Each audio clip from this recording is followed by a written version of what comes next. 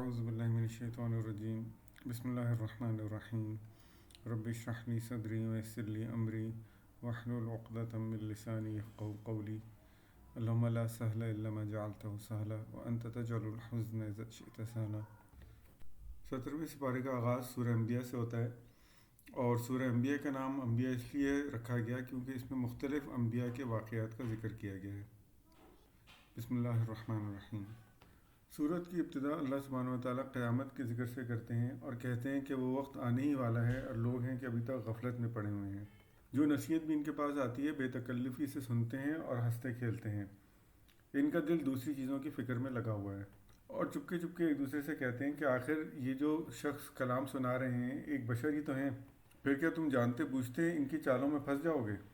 اور اسی طرح کے الزامات لگاتے ہیں، یعنی کہ یہ صرف خواب ہیں، یہ ایک من گھڑت باتیں ہیں، یا یہ کسی شاعر کا کلام ہے۔ اور یہ اس لیے کرتے ہیں کیونکہ یہ دیکھتے ہیں کہ اس سے پہلے کے پیغمبر تو نشانیاں لے کر آتے تھے، اور آپ صلی اللہ علیہ وسلم نشانیوں کے ساتھ کیوں نہ بھیجے گئے۔ اللہ سبحانہ وتعالیٰ اس بات کے جواب میں کہتے ہیں کہ اس سے پہلے بھی ہم نے بستیوں کو ہلاک کیا تھا، اور وہ لوگ بھی نشانیاں دیکھنے کے باوجود ایمان نہیں لائے تھے، اور اس سے پہلے بھی رسول انسانی بھیجے گئے تھے اور ان پہ وحی نازل کی جاتی تھی۔ ان کو بھی ایسے ہی جسم دیے گئے تھے، وہ کھاتے بھی تھے، سوتے بھی تھے، اور وہ سدا جینے والے بھی نہیں تھے۔ اور یہ کہ ہم نے آسمان اور زمین کو محض کھیل تماشے کے لیے نہیں بنایا، اگر ہمیں کھلونے ہی بنانا ہوتا تو ہم اپنے پاس سے ہی بنا لیتے، مگر ہم تو حق کو باطل پہ واضح کرنا چاہتے ہیں، اور حق کی ایسی چوٹ باطل کے اوپر لگاتے ہیں کہ وہ اس کا منہ توڑ دیتی ہے۔ تو بس تمہارے لیے تباہی ہے ان باتوں کی وجہ سے جو تم بناتے ہو۔ اور زمین اور آسمان میں جو بھی مخلوق ہے وہ اللہ کی عبادت کرتی ہے، اس کی حمد و ثنا بیان کرتی ہے، اور جو فرشتے اس کے پاس ہیں نہ وہ اپنے آپ کو بڑا سمجھ کر اس کی بندگی سے سرتابی کرتے ہیں اور نہ ملامت گیر ہوتے ہیں، وہ تو بس شب و روز اس کی تسبیح کرتے ہیں اور دم نہیں لیتے۔ اور اگر آسمان اور زمین میں ایک اللہ کے علاوہ اور بھی خدا ہوتے نعوذ باللہ، تو زمین اور آسمان دونوں کا نظام بگڑ جاتا۔ بس پاک ہے اللہ رب العرش العظیم ان باتوں سے جو یہ لوگ بنا رہے ہیں۔ اور جب کافر لوگ یہ کہا کرتے تھے کہ اللہ سبحانہ وتعالیٰ نعوذ باللہ اولاد رکھتے ہیں، تو اللہ پاک اس کے جواب میں فرماتے ہیں کہ یہ لوگ کہتے ہیں کہ رحمان اولاد رکھتا ہے، سبحان اللہ، یہ تو وہ فرشتے ہیں جو اللہ کے بندے ہیں اور انہیں عزت دی گئی ہے۔ وہ اللہ کے حضور بڑھ کر کوئی بات نہیں کرتے اور اس کے حکم کی تکمیل کرتے ہیں، اور نہ ہی وہ کسی کی سفارش کرتے ہیں مگر سوائے اس کے جس کی سفارش اللہ سننا چاہے، اور وہ تو اللہ سے بہت ڈرتے ہیں۔ اور جو کوئی ان میں سے کہہ دے کہ اللہ کے سوا میں بھی ایک خدا ہوں تو اسے ہم جہنم کی سزا دیں گے، ہمارے ہاں ظالموں کا یہی بدلہ ہے۔ پھر اللہ سبحانہ وتعالیٰ زمین اور آسمان کی تخلیق کا ذکر کرتے ہیں، جس کو آج 1400 سال بعد بگ بینگ تھیوری کنفرم کرتی ہے، یعنی یہ کہ یہ آسمان اور زمین سب ملے ہوئے تھے، پھر اللہ سبحانہ وتعالیٰ نے انہیں جدا کیا اور پانی سے ہر زندہ چیز پیدا کی، پھر زمین میں پہاڑ جما دیے تاکہ وہ انہیں لے کر ڈھلک نہ جائے، اور اس میں کشادہ راہیں بنا دیں تاکہ لوگ اپنا راستہ معلوم کر لیں، اور اللہ ہی نے آسمان کو ایک مضبوط چھت بنایا، مگر لوگ کائنات کی نشانیوں کی طرف توجہ نہیں دیتے، اور وہ اللہ ہی ہے جس نے رات اور دن بنائے اور سورج اور چاند کو پیدا کیا، سب ایک ایک فلک میں تیر رہے ہیں۔ پھر اللہ سبحانہ وتعالیٰ فرماتے ہیں کہ اللہ نے کسی انسان کو ہمیشہ زندہ رہنے کے لیے نہیں بنایا، آپ صلی اللہ علیہ وآلہ وسلم بھی زندہ نہیں رہیں گے، اور نہ ہی یہ کفار جو آپ کا مذاق اڑا رہے ہیں نعوذ باللہ۔ پھر اللہ سبحانہ وتعالیٰ فرماتے ہیں کہ قیامت کے روز اللہ تعالیٰ ان سب باتوں کا فیصلہ فرما دیں گے۔ اس کے بعد حضرت موسیٰ اور حضرت ہارون کا ذکر آتا ہے، جن کے بارے میں اللہ سبحانہ وتعالیٰ فرماتے ہیں کہ ہم نے انہیں فرقان اور روشنی عطا کی ذکر کے لیے۔ یہ ان لوگوں کے لیے تھی جو اپنے رب کو بے دیکھے اس سے ڈرتے ہیں اور اپنے حساب کے دن کی فکر کرتے ہیں، اور پھر ہم نے یہ بابرکت ذکر یعنی قرآن تمہارے لیے نازل کیا ہے، تو پھر کیا تم اس کو قبول کرنے سے انکاری ہو؟ اس کے بعد حضرت ابراہیم علیہ السلام کا ذکر آتا ہے، جن کے بارے میں اللہ فرماتے ہیں کہ ہم نے ان کو ہوش مندی بخشی تھی۔ حضرت ابراہیم علیہ السلام نے اپنی قوم سے پوچھا کہ یہ صورتیں کیسی ہیں جن کی تم پوجا کرتے ہو؟ انہوں نے جواب دیا، ہم نے اپنے باپ دادا کو ان کی عبادت کرتے پایا ہے۔ اس پر حضرت ابراہیم نے کہا، تم بھی اور تمہارے باپ دادا بھی سری گمراہی میں تھے۔ ان کی قوم نے کہا کہ کیا تم ہمارے ساتھ مذاق کرتے ہو یا اپنے خیالات پیش کر رہے ہو؟ حضرت ابراہیم نے فرمایا، نہیں، بلکہ تمہارا رب وہی ہے جو زمین اور آسمان کا پیدا کرنے والا رب ہے، اس پر میں تمہارے سامنے گواہی دیتا ہوں۔ اور پھر حضرت ابراہیم نے کہا، خدا کی قسم میں تمہاری غیر موجودگی میں ضرور ان بتوں کی خبر لیتا ہوں۔ چنانچہ جب ان کی ساری قوم ایک میلے میں چلی گئی تو حضرت ابراہیم علیہ السلام نے ان بتوں کے ٹکڑے ٹکڑے کر دیے، اور ان میں جو سب سے بڑا بت تھا ہتھیار اس کے ہاتھ میں پکڑا دیا۔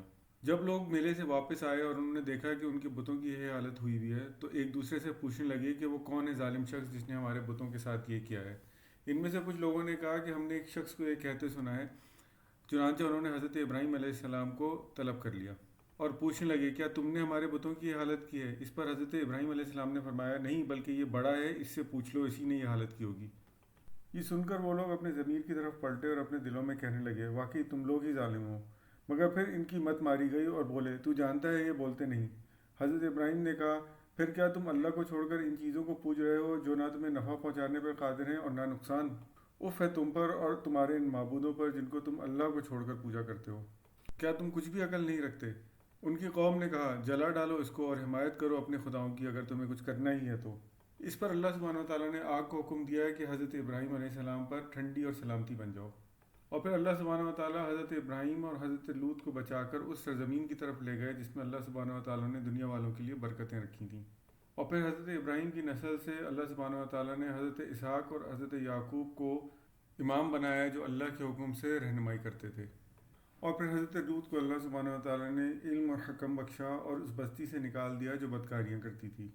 بے شک حضرت لوط ایک صالح انسان تھے، اور یہی علم و حکم کی نعمت اللہ سبحانہ و تعالیٰ نے حضرت نوح علیہ السلام کو بھی عطا کی، اور ان کو اور ان کے گھر والوں کو کرب عظیم سے بچا لیا، اور ان کی قوم کے مقابلے میں اللہ سبحانہ و تعالیٰ نے ان کی مدد کی۔ حضرت نوح کی قوم نے بھی ان کو جھٹلا دیا تھا۔ اور یہی نعمت اللہ سبحانہ و تعالیٰ نے حضرت داؤد اور حضرت سلیمان علیہ السلام کو دی۔ یاد کرو وہ موقع جب کہ دونوں ایک کھیت کے مقدمے میں فیصلہ کر رہے تھے جس میں رات کے وقت دوسرے لوگوں کی بکریاں پھیل گئی تھیں۔ ہم ان کی عدالت خود دیکھ رہے تھے، اس وقت ہم نے صحیح فیصلہ سلیمان کو سمجھا دیا، حالانکہ علم اور حکم ہم نے دونوں کو دیا تھا۔ اور حضرت داؤد علیہ السلام کے لیے اللہ سبحانہ و تعالیٰ نے پرندے اور پہاڑ مسخر کر دیے تھے، اور ان کو ذرا بنانے کا ہنر سکھا دیا تھا تاکہ لوگوں کو ایک دوسرے کی مار سے بچایا جا سکے۔ اسی طرح حضرت سلیمان علیہ السلام کے لیے اللہ سبحانہ و تعالیٰ نے تیز ہوا کو مسخر کر دیا تھا جو ان کے حکم سے اس سرزمین کی طرف چلتی تھی جس میں اللہ سبحانہ و تعالیٰ نے برکتیں رکھی تھیں، اور شیاطین کو بھی ان کا تابع بنا دیا تھا جو ان کے حکم سے بہت سے کام کیا کرتے تھے اور غوطے لگایا کرتے تھے۔ اور یہی ہوش مندی، علم اور حکم ہم نے حضرت ایوب علیہ السلام کو بھی عطا کیا تھا جب انہوں نے اپنے رب کو پکار کر یہ کہا تھا کہ اے میرے رب مجھے بیماری لگ گئی ہے اور تو ہی رحم کرنے والا ہے، تو اللہ سبحانہ و تعالیٰ نے ان کی دعا قبول کی، اور نہ صرف ان کے اہل و عیال بلکہ اتنے ہی اور بھی دیے۔ واقعہ یہ ہے کہ حضرت ایوب علیہ السلام کو انتہائی سخت بیماری لگ گئی تھی، اور اس بیماری کی وجہ سے نہ صرف ان کی بیوی بلکہ ان کے بچے بھی ان سے بچھڑ گئے تھے۔ اور اس کے بعد اللہ سبحانہ و تعالیٰ فرماتے ہیں یہی نعمت اسماعیل علیہ السلام، ادریس علیہ السلام اور ذوالکفل کو بھی دی تھی، یہ سب صابر لوگ تھے۔ اور مچھلی والے کو بھی ہم نے نوازا، یعنی حضرت یونس علیہ السلام کو۔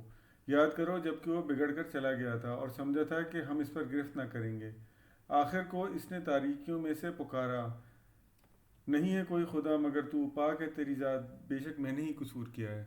تو اللہ سبحانہ و تعالیٰ نے ان کی دعا سنی اور انہیں غم سے نجات دی۔ اسی طرح اللہ سبحانہ و تعالیٰ نے حضرت زکریا علیہ السلام کی بھی دعا سنی جب انہوں نے اپنے لیے وارث طلب کیا۔ اللہ سبحانہ و تعالیٰ نے ان کو حضرت یحییٰ علیہ السلام عطا کیے۔ اور اسی طرح حضرت مریم علیہ السلام کو اللہ سبحانہ و تعالیٰ نے اپنی روح سے پھونکا اور ان کو اور ان کے بیٹے کو دنیا بھر کے لیے نشانی بنا دیا۔ اصل میں تو یہ سب ایک ہی امت ہے، مگر شریر لوگوں نے ان کے ٹکڑے ٹکڑے کر دیے، اور سب کو اللہ کی طرف لوٹنا ہے۔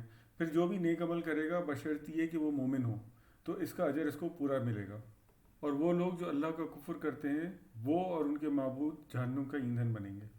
اس کے بعد اللہ سبحانہ و تعالیٰ فرماتے ہیں کہ انہوں نے آپ صلی اللہ علیہ وآلہ وسلم کو رحمت بنا کے لوگوں کے لیے بھیجا ہے، اور آپ لوگوں سے کہہ دیں کہ میرے پاس جو وحی آئی تھی میں نے تم کو علل اعلان وہ سنا دی اور خبردار کر دیا، بس میں یہ نہیں جانتا کہ جس چیز کا تم سے وعدہ کیا جا رہا ہے وہ قریب ہے یا دور، وہ باتیں اللہ ہی جانتا ہے، اور وہ سب کچھ جانتا ہے جو تم علل اعلان کرتے ہو اور چھپ کر کرتے ہو۔ آخر کار رسول اللہ صلی اللہ علیہ وآلہ وسلم نے کہا اے میرے رب حق کے ساتھ فیصلہ کر دے، اور لوگوں تم جو باتیں بتاتے ہو ان کے مقابلے میں ہمارا رب رحمان ہی ہماری مدد کے لیے کافی ہے۔ یہاں پر سورہ انبیاء کا اختتام ہوتا ہے۔ سورہ انبیاء کے بعد سورہ حج شروع ہوتی ہے۔ اس سورت کا نام حج اس لیے رکھا گیا ہے کیونکہ اس میں حج کا ذکر آیا ہے۔ بسم اللہ الرحمن الرحیم۔ اس سورت کا آغاز بھی قیامت کے ذکر سے کیا گیا ہے اور اس کے منظر کشی کی گئی ہے۔ اس کے بعد اللہ سبحانہ و تعالیٰ فرماتے ہیں کہ اگر لوگوں کو زندگی اور موت کے بارے میں شک ہے تو ہم نے انسان کو مٹی سے پیدا کیا، اور اس کے بعد انسان کی تخلیق کے مراحل کو تفصیل سے اللہ سبحانہ و تعالیٰ بیان فرماتے ہیں، یعنی کس طرح وہ نطفہ تھا، پھر اس سے خون کا لوتھڑا بنا، پھر گوشت بنا، پھر بوٹی جو شکل والی بھی ہوتی ہے اور بغیر شکل کی بھی، پھر اللہ سبحانہ و تعالیٰ نے اس کی حقیقت واضح کر دی، پھر اللہ سبحانہ و تعالیٰ ایک خاص مدت تک اس کو رحموں میں ٹھہراتے ہیں، پھر اس کو بچے کی صورت میں نکالتے ہیں، پھر یہ جوانی کو پہنچتا ہے۔ اس میں سے کچھ لوگ تو پہلے ہی واپس بلا لیے جاتے ہیں، اور کچھ لوگ ضعیف العمری تک پہنچا دیے جاتے ہیں کہ سب کچھ جاننے کے باوجود بھی کچھ نہ جانیں۔ اس کی مثال بالکل اس خشک زمین جیسی ہے جو بے جان پڑی ہوتی ہے، مگر جب اس پہ بارش ہوتی ہے تو ہر طرف سبزہ پھیل جاتا ہے۔ اسی طرح وہ مردوں کو زندہ بھی کرے گا۔ اور لوگوں میں سے کچھ لوگ ایسے ہیں جو بغیر ہدایت اور روشنی کے گردن اکڑاتے پھرتے ہیں۔ ایسے لوگوں کے لیے اللہ سبحانہ و تعالیٰ کے پاس دنیا میں بھی سخت عذاب ہے اور آخرت میں بھی۔ اور کچھ لوگ ایسے ہیں جو کناروں پہ رہ کے اللہ کی عبادت کرتے ہیں، یعنی اگر کوئی فائدہ ہوا تو مطمئن ہو گئے اور کوئی مصیبت آئی تو الٹے پھر گئے۔ ایسے لوگوں کی دنیا بھی گئی اور آخرت بھی۔ یہ بدترین لوگ ہیں۔ اس کے برعکس اللہ سبحانہ و تعالیٰ ان لوگوں کو جو ایمان لائے اور جنہوں نے نیک عمل کیے، یقیناً ایسی جنتوں میں داخل کرے گا جس کے نیچے نہریں بہہ رہی ہوں گی۔ پھر اللہ سبحانہ و تعالیٰ فرماتے ہیں کہ مختلف ادیان کے درمیان اللہ سبحانہ و تعالیٰ قیامت کے دن فیصلہ فرما دیں گے، اور یہ کہ ہر چیز اللہ کے آگے سر بسجود رہتی ہے۔ پھر اللہ سبحانہ و تعالیٰ پوری انسانیت کو دو گروہوں میں تقسیم کر دیتے ہیں، ایک وہ جنہوں نے انبیاء کا ساتھ دیا اور ایک وہ جو ان کے بارے میں جھگڑتے رہے۔ پہلا گروہ جو کہ انبیاء کا ساتھی تھا، اس کے لیے اللہ سبحانہ و تعالیٰ کے پاس جنت ہیں جن کے نیچے نہریں بہتی ہوں گی، وہاں وہ سونے کے کنگنوں اور موتیوں سے راستہ کیے جائیں گے اور ان کے لباس ریشم کے ہوں گے۔